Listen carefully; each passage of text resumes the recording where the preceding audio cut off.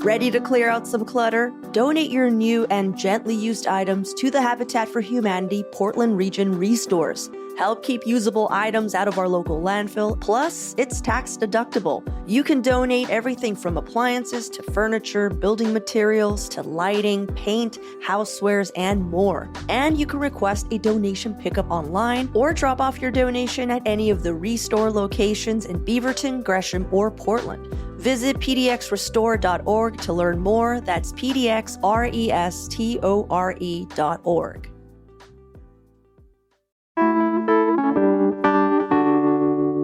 Today on CityCast Portland, Norther Emily, owner of the Wilderness Skills School and guide service Wild Solitude, is here to help us plan the perfect Southern Oregon coast road trip. Sure, going to the coast is great during the summer, but something Oregon has that most states don't are beaches that get better during the fall. The landscapes are moodier, the tide pools wilder, and if you keep driving south, the weather can be milder than our valley. So go pack some boots and a raincoat. Norther is sharing all the best spots to check out. It's Monday, November 11th. I'm Claudia Meza, and this is what Portland's talking about.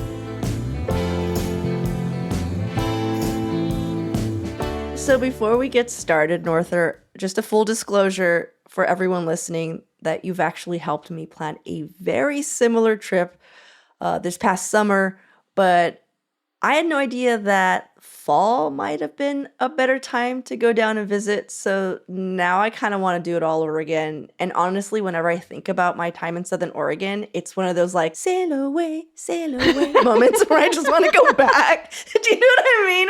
There's only two places that have made me feel that way. Whenever I'm stressed out, I'm like, oh, I want to be there right now. And it's Southern Oregon and Palm Springs. Yeah. I mean, isn't Southern Oregon the Palm Springs of Oregon? Is it? Anyhow. Okay. So for those who've never been south of Salem, let's define what we're talking about when we say Southern Coast. Yeah, so I don't know if this is the official designation for Southern Oregon, but in my mind, Southern Oregon begins in Coos Bay because it's where the sand dune section has ended. You know, like the sand dunes are just north of there and they're kind of their own thing. Florence and all that. Florence and all of those little towns south of there and stuff. That to me is the Central Coast. I think Central Coast starts in like Lincoln City and it goes down to like Yachats. Yeah. Yeah. You know, another thing I remember you telling me about driving down is like to not go down the 101 and to have like a very specific strategy because I only had 4 days and you're just like, yeah, you're going to do a lot of driving. But I really wanted that experience of just driving the 101. And you mentioned pullout fatigue. Can you explain that to somebody? Right. Because it did happen to me. Right. It did. Driving down the 101, like, you know, from up north where we live is a beautiful and lovely drive and everybody should do it at least a few times in their life, but it's very long. You can only go 30 miles per hour through the coasty towns. And honestly, like there's only so many vantage points you can get of the ocean before you're kind of like, I kind of seen it. If you spend a lot of time in the car too, it can like really drain your energy levels. And yeah, you get like into this like driving fatigue where you're tired from driving, but you haven't done anything all day except sit in the car, but you like don't really have the energy to hike anymore. So I like to have a plan of like the 4 to 5 specific things I want to see through the course of the day, to make sure that I'm not just like stopping at every single pullout for the first like hour or two. And then after that, you kind of like burn out of seeing the same things over and over and you start just driving. And then it's not fun anymore. So yeah, I just want to reiterate your very genius suggestion of when you're going to Southern Oregon, just drive down to Coos and start there. Yeah. Yeah. Because if you're not, you're going to get distracted at Yachats. You're going to get distracted in Florence. You're going to like I spent like a day and a half just being like, what's this? You know? Yeah. It's really easy to kind of get ahead of yourself and be like, oh, well, you know, I'm like, I never go down to this area, so I want to see all the things, but you can't see all the things. Otherwise, it turns into like a series of tasks instead of a vacation. You can't see all of the South Coast and all of the Central Coast and have time for all of the things. So be You specific. gotta choose. Yeah. Yeah. Which we'll do a Central Coast because I feel like that it's its own beast. And I completely agree with you as someone who drove all the way down the 101, which you will tell us why not to do that. But go ahead.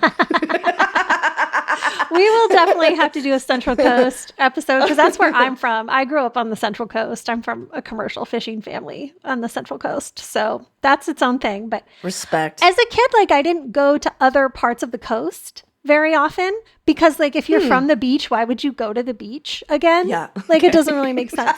So You're like, again? More? there's only a few like select places on the coast that I remember from childhood that were like special enough that my mom would take us there, even though we already lived at the sea. And Cape Arago, just south of Coos Bay, was like one of those. Yes. In fact, I had this like really beautiful, vivid memory from childhood that just felt like magical and like an Enya moment, you know? Mm-hmm. And I didn't know exactly where it was that I'd had this, but I was like, I bet it's Cape Arago, and I haven't been there. I don't know if I've ever been there, you know?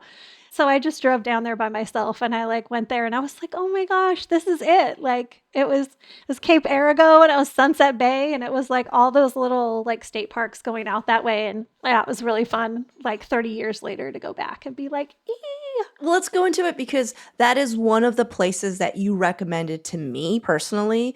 So what we're going to do is you're choosing your top 5 can't miss spots, you know? And of course, I'll throw in mine since I've also been down there, Yeah. which of course I found because of you. So let's start off explaining why Cape Arago is like your childhood Enya spot. Yeah. So first, like Cape Arago is west of Highway 101. And so it gets missed by a lot of people. It's an out and back destination. Like you can't go there on your way to somewhere else. It just kind of goes out to the end of this cape and then it comes back again. Sunset Bay is a state park there. It also has a campground, but then there's like a big sheltered bay that is protected from the waves. It's like a great place to paddleboard with little kids and explore around. There's little sea caves and then lots of trails that just wander out onto different capes and stuff. Right off the shore of Cape Arago is a reef called Simpson Reef, and it's really unique, not like anything else on the Oregon coast. It's very different and it feels like you are somewhere else. Like I feel like I'm in like Spain or something when I go to Cape Arago. So the reef is there and it creates these little sheltered coves, which is nice because it's also super, super windy on this part of the coast often. And the covey little beaches kind of shelter you from the wind. So you can like just kind of relax like in the wind shade. It's a great place to view seals, especially in the spring. If you go, you can see the little seal pups, and that's so cute. But there's like really good wildlife viewing anytime. And then the other main attraction out there is the Shore Acres State Park, which like would be beautiful in its own right just as a destination because it's right on the cliffs, overlooking the reef, overlooking all these different sheltered coves. But then there's also randomly like a huge botanical garden there. And that was a highlight for me. I just got to pause. Like, and it's free where you're like, what? And it's so large and it doesn't make sense why it's there. And it's gorgeous. Sorry, go ahead. Yeah, it's so pretty there. It's like the kind of place that people get married and stuff. My favorite part about going to Shore Acres, though, is that you wander through the garden and then there's a little gate in the back and you go out the back gate. And then you go down to Simpson Beach, just like a little covey beach right next to the garden.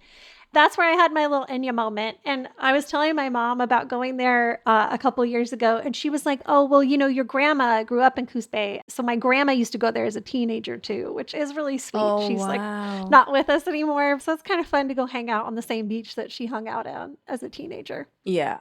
Next time I go down, I'm going to allow more time because I didn't quite understand how far off the beaten path it was because you are like, you go to Coos, Oregon, and then you get on a different highway. And for like a good 30 minutes, you're like, is this a good idea? Because it's Yeah. just like, you're just like, this doesn't look nice. No disrespect because you're driving through Coos. And so you're just like, I don't know if this is like a good idea to get deeper into this. And then you just get into this like wonderland of like nonstop like attractions. So yeah. I mean, no slander to Coos Bay, because there are some charming things about Coos Bay as a city. It has I'm a lot sure of there are. Art Deco architecture, which is cool. But because it's set on the bay and not on the ocean, it's very industrial. Yeah, it just felt like any place. Yeah. Like it didn't have that magic coastal thing. Yeah. But let's talk about a little ocean town that I think definitely captured that, which was Bandon. That's another place you wanted to highlight. It's funny because you basically, before we started tracking, you're like, Bandon, it's dorky, but it's cute. And I was like, I loved Bandon. So like, tell me what your beef is with Bandon. But yet it's still one of your recommended spots. I mean, I wouldn't say that I have beef with Bandon. Bandon has the creamery, right? So it's like you can go eat like cheese samples. Everybody likes a free cheese. I guess for me, it's like it has that kind of like a goofy wharf town, downtown area where it's like right on the dock or whatever there. And it's the same kind of like trinkety junk shops and like restaurants and things like that. But the rest of Bandon is really cute. If you get out of kind of the tourist area, the rest of it is really beautiful. And they have a ton of excellent beaches. I think Face Rock is the most popular beach. But, up north, like we don't have a lot of cool rock formations just chilling in the sand like they do down south. And Bandon is like the place to go if you just want to like roam around and Wizard look at Hat. big rocks. Yeah, Wizard Hat rocks. I have all the dorky pictures with us wearing the hat. Do you know what I'm talking about? Yeah. If you position yourself just right, you have like a rock wizard hat on you. It's so dorky. So when you said it was dorky, I was like, Norther, I 100% understand what you're saying. I loved Bandon. I loved it so much. That's I so was amazing. like, this is the cutest. And it's just, Norther, I know that you grew up at a certain era. And you were just like, when you were telling me, you're like, hey, good luck trying to find good places to eat. It's not what we're known for. But Bandon actually had some pretty decent places. And I think Bandon specifically, for good or bad, it's getting a little bit of California money.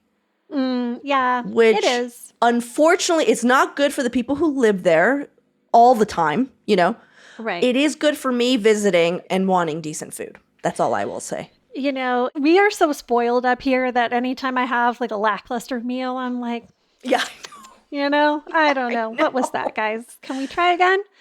Yeah. But yeah, I don't know. As far as the California thing goes, like I will tell you that people have been complaining about Californians on the coast of Oregon buying up properties for as long as I can remember. And I am over 40 years old now. It's been going on forever. All right, well, let's take a quick break here. And when we come back, more places to explore on the southern Oregon coast.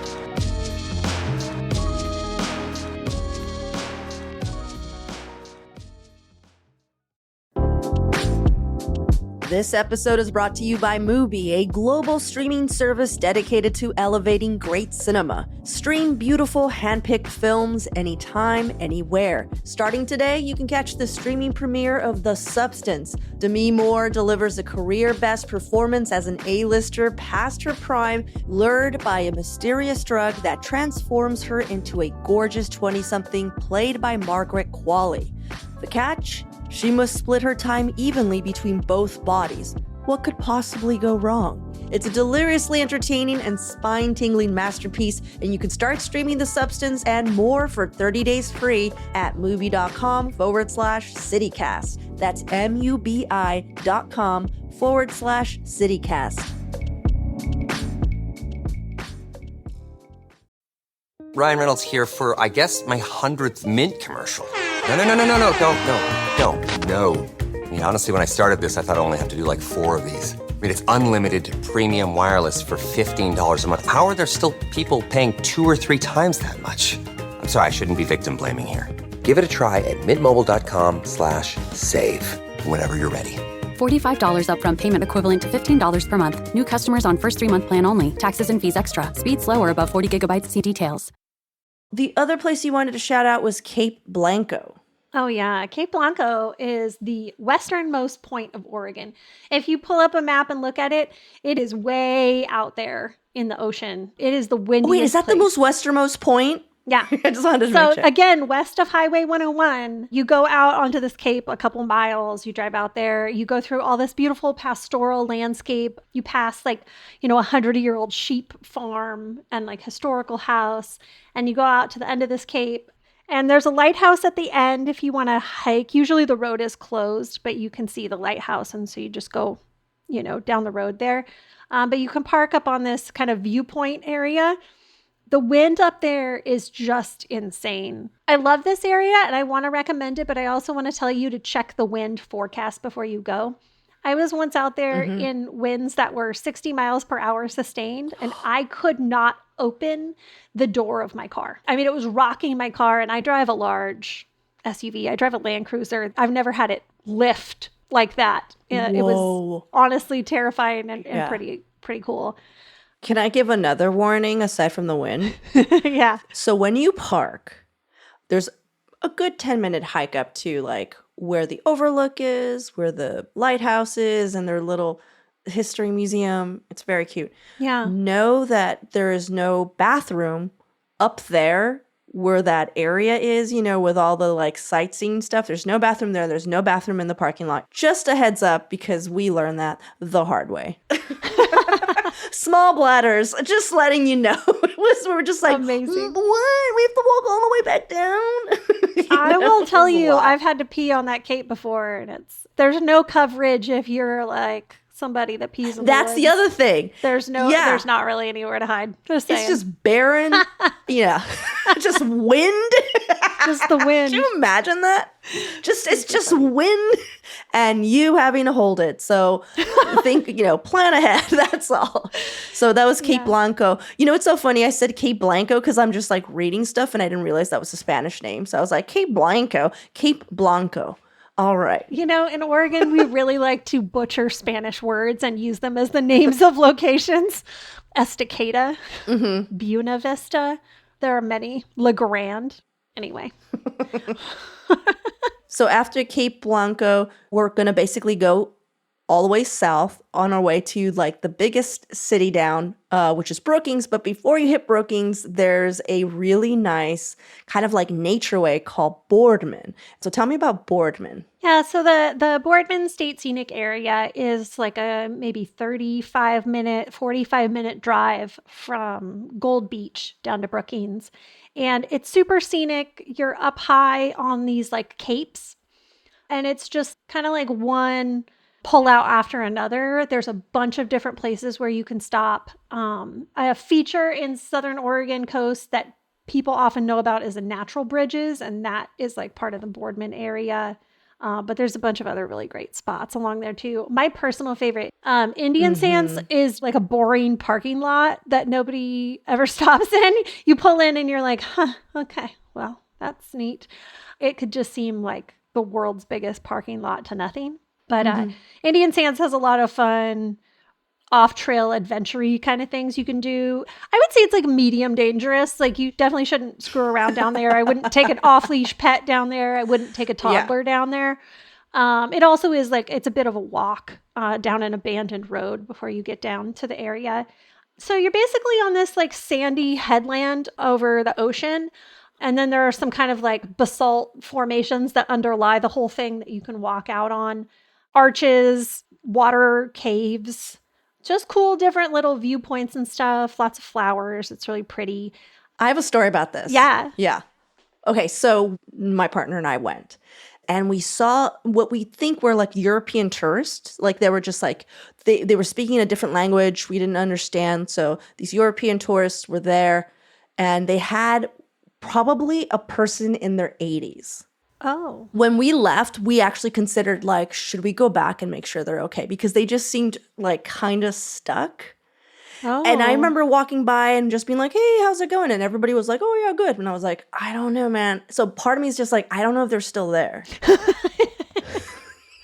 I'm sure they figured it out by now. Norther isn't joking. Like all of these places, it's not the place that you want to run as fast as you can to a viewpoint because these are like crumbly overlooks. Yeah. Yeah, the coast is not a low risk destination at any time. Honestly, you do really have to have your wits about you. You have to know what the tide is doing. It's also really easy, especially along the Boardman Scenic area, which is like really popular with photographers and people who maybe have like a higher level of wilderness competency than the average person. Sometimes people go to places that are sketchy and not safe for the rest of us. So it's really important to make sure you don't end up on like a user trail of some kind. Or worse than that, an animal trail that was never meant for pedestrians. There are some beaches along Boardman that you can only get to by doing very scrambly, medium dangerous athletic things. If you didn't bring a rope, and if you're not comfortable climbing hand over hand, just like stick with the paved trails in the parking lot and the developed stuff that they made for you. Especially natural bridges. People love to go off trail at natural bridges. Please don't do that. Like you're Okay, Norther, can I tell you my off-trail natural bridges experience? Oh, God. There was this one sign, Norther, that if you read it two different ways, it gave you. One was like, hey, don't go past here. The other was like, hey, if you go past here, we can't guarantee your safety, but good luck. And I took that one and I almost ended on the actual natural bridge. This might not mean anything to you, but if you know what the natural bridge is, if you see a picture, just imagine a little tiny 5'3" woman on top of that bridge, because like I was like, oh, what's this? What's this? And then I stopped myself and I was like, I think we're on the bridge. Yeah. Yeah. You know? And that's when I was like, yeah, this is crazy, because like one gust of wind and I would have just been over, you know? Oh, yeah. You do not want to end up in that little cove thingy down there. Whatever that is. What yeah, a it's a nightmare churny rescue that would cove. be. Yeah, churning cove. So exactly. embarrassing. So embarrassing. And I would be like, Norther told me to come here. No, I'm just joking. I would never say that. I did warn you not to go down there. But I also wanted to shout out from the Boardman. Right before that is Sisters Rocks. And that is like such a beautiful hike and underrated. Yeah. You would not assume that it's this gorgeous. Right. Yeah. So Sister Rocks is like, for years, this was just a plain pullout on the side of the road. It was not a state park. It might have been state park land, but like it used to be just this undeveloped thing. But basically, you're up on the headland, you're up on top of the cliffs, and you pull out in this very unassuming gravel pull-out thing. And there's a pair of large rocks kind of directly in the shoreline down there. Yeah. You basically just follow a user trail down the headland, and then you end up down at this beach. You could climb all around on the rocks. You could go check out the cove if it's not having waves crashing into it, spraying you. And it's just really scenic and incredible. There's not a lot of places to interact with the beach itself down there. So it kind of feels like you're on another planet, or you're like in Hawaii or something. Exactly.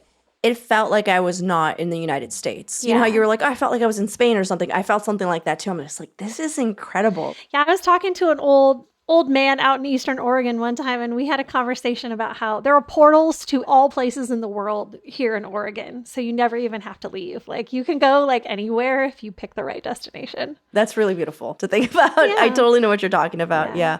Well, quickly, like what would someone do in Brookings? Because, you know, before you hit Crescent City in California, there's Brookings. Yeah. What are people looking out for there? Brookings is pretty straightforward little coastal town. It's not quite as industrial as like Coos Bay or anything. It doesn't have the same like cutesy vibes as Bandon either. My favorite thing in Brookings is this like kind of rugged and kind of awkward to get to beach right in the middle of town, right by the port, I think.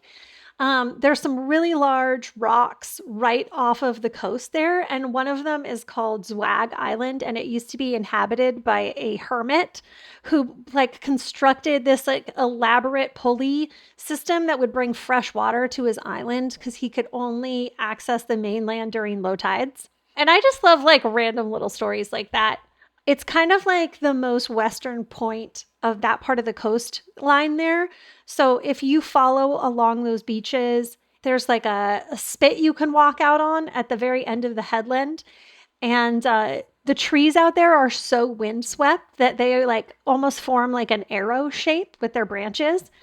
And there's just a lot of like nice, like chill exploring to do. You can crawl around on rocks, and you can like drop into little secret beaches and different little coves and stuff. It doesn't feel super touristy like Face Rock Beach can feel.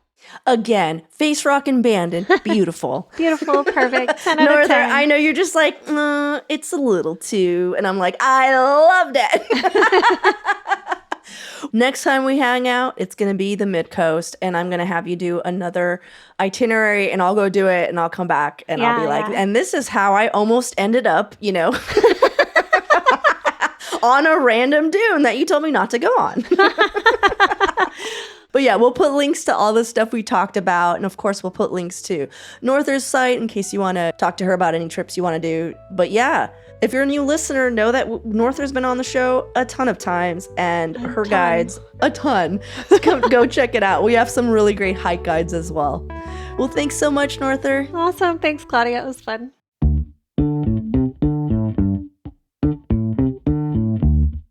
That's all for today here on CityCast Portland. Thanks so much for listening. If you enjoyed the show, please share it with a friend, rate or leave us a review. It really does help us out.